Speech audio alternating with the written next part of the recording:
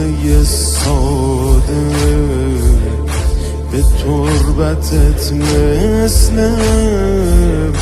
بوسه به دستاته. تربت برآیین شده، تربت که خاک پاهاته. هر سجده نماز من به مهر تربتت، یعنی به پات میافتم هر روز تا نگام کنیم. بعد نماز سلام دیدم به کربلام، شاید فکری به حال همه دلتنگیام کنیم. عبادتم حسین، سعادتم حسین،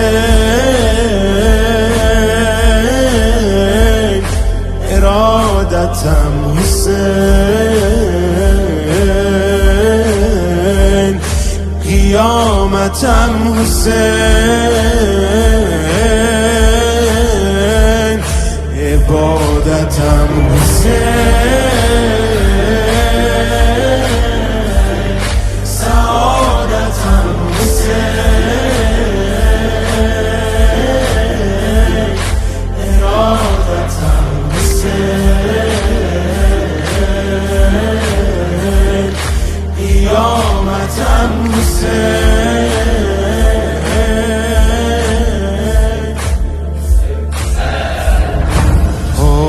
منو وا کرد مادر بزرگم با تربت علا.